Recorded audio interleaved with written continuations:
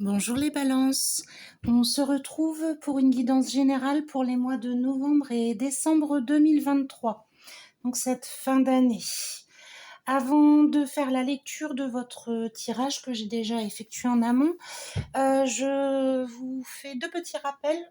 D'abord une demande pour m'aider à développer mon activité. Est-ce que vous pouvez mettre un petit like, un commentaire, partager éventuellement cette vidéo pour m'aider à me lancer, à développer l'activité. Et puis, je vous rappelle que c'est une guidance générale. Donc, bien sûr, tout ne vous parlera pas.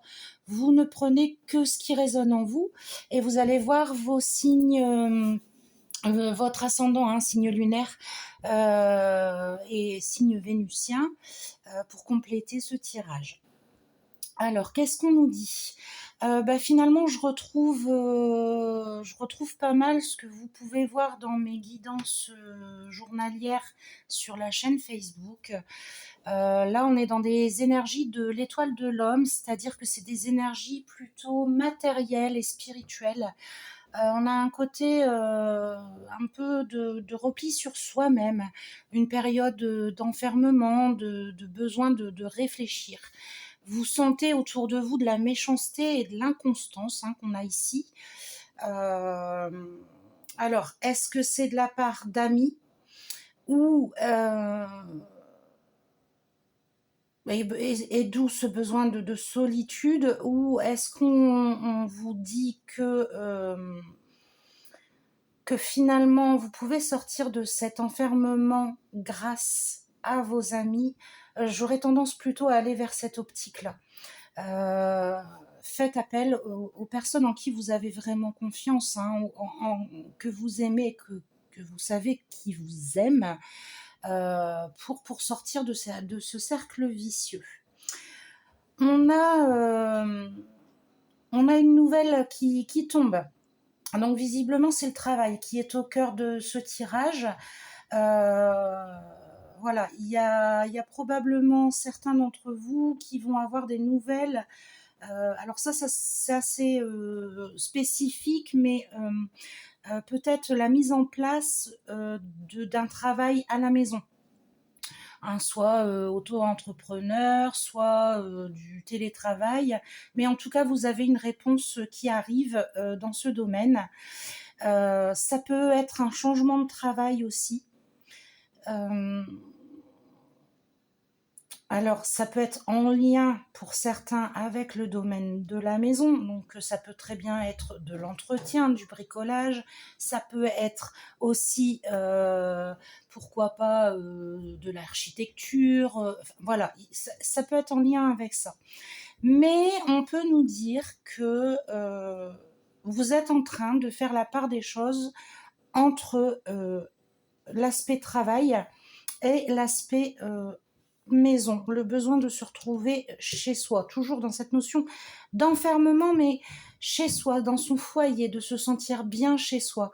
En tout cas, vous êtes actif et vous vous bougez pour arriver à vos fins, quoi qu'il arrive.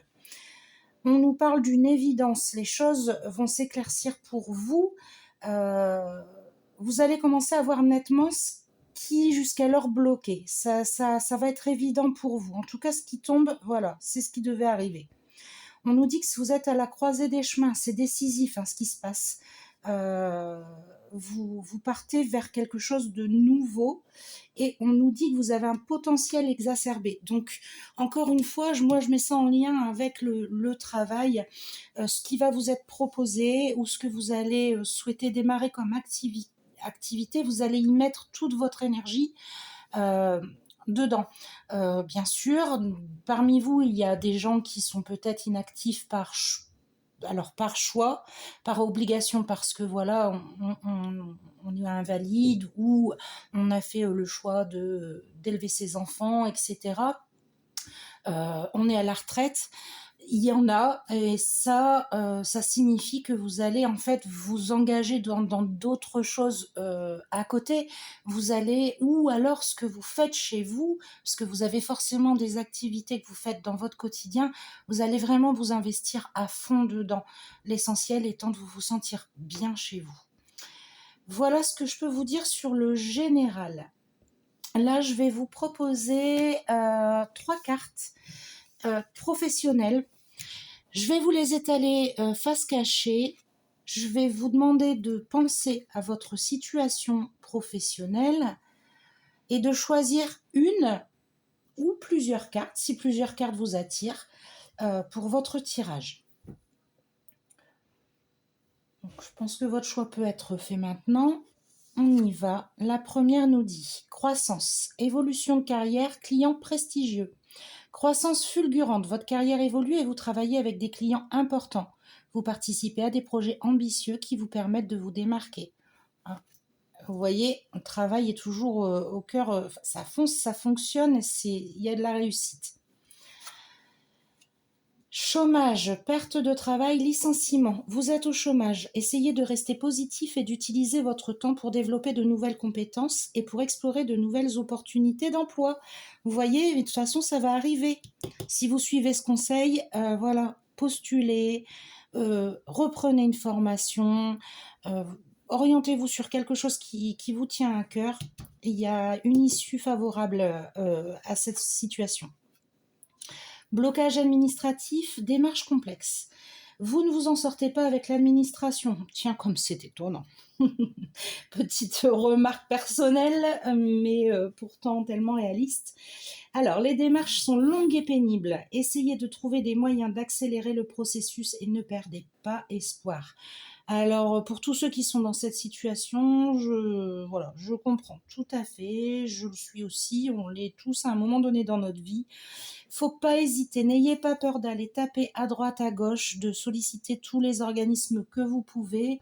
Il y a des aides qui sont mises à disposition par le département, par la région, voilà, pour pouvoir vous aider.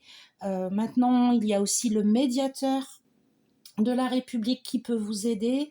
Vous avez des aides juridictionnelles, vous avez des aides juridiques tout simplement mises en place dans les communes.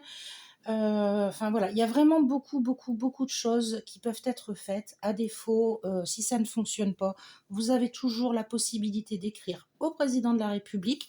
On peut en rire ou pas, en tout cas, ils répondent. Voilà, le secrétariat répond. On peut obtenir de l'évolution. Ça peut fonctionner. Donc, n'hésitez pas à aller taper à toutes les portes. Il y a de la réussite. De toute façon, vous avez vraiment...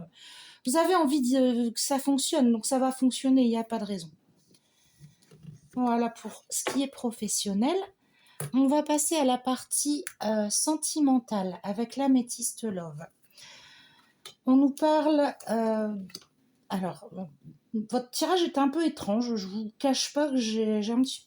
C'est la première fois que j'ai un peu de mal à le comprendre parce que j'aime beaucoup cet oracle. On nous parle de rivalité, de triangle amoureux. Alors ça peut arriver à tout le monde. Mais on nous parle aussi d'une jeune fille superficielle et qui ne va pas au fond des choses. Là, j'ai envie de dire attention, parce que forcément, ça ne va pas parler à tout le monde. Cette jeune fille, c'est pas... Alors, est-ce que c'est vous, en tant que femme, qui êtes dans des énergies un petit peu superficielles, voilà, que vous n'êtes pas très sérieuse et du coup, il y a de la rivalité et le retour d'un ex-partenaire, d'où cette rivalité. Mais est-ce que cette jeune fille pourrait être quelqu'un de votre entourage, quelqu'un de proche? Faites attention aussi, si vous êtes parent, à vos filles. Ça peut être une petite sœur, ça peut être voilà, une nièce, une cousine, enfin voilà, il y a peut-être quelqu'un dans votre entourage qui ne va pas très très bien et qu'il faut surveiller, faites-y attention. En tout cas, sur ces 2 derniers mois, il y a du questionnement qui se passe. Je pense qu'il y a un ex ou une ex qui est toujours présente dans vos pensées, dans votre tête, et qui vous empêche un petit peu d'avancer au niveau sentimental. Voilà, il va falloir prendre du recul là-dessus. C'est peut-être ce que vous faites déjà. Mais bon, on a la carte évidence qui nous dit que de toute façon, les choses vont vous apparaître telles qu'elles doivent être. Vous allez Vous allez au moins prendre conscience des choses. Est-ce que vous allez avancer dans la bonne direction? Je ne sais pas, au niveau sentimental. Au niveau professionnel, oui, mais au niveau sentimental, et ben, il faudra attendre un petit peu, la semaine prochaine que je fasse les tirages amoureux pour y voir plus clair. Ce que je peux faire en attendant, c'est vous proposer cette petite nouveauté que je propose à chaque signe. Vous avez ici 2 cartes, une qui répond oui et l'autre qui répond non. Je vais les poser. Je vais vous demander de vous poser une question et je vais vous retourner la carte pour que vous ayez la réponse à votre question. Je vous laisse un instant pour bien réfléchir et bien poser la question.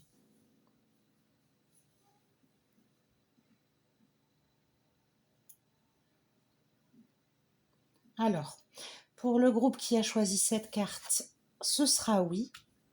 Pour le groupe qui a choisi cette carte, ce sera non. Voilà pour vous.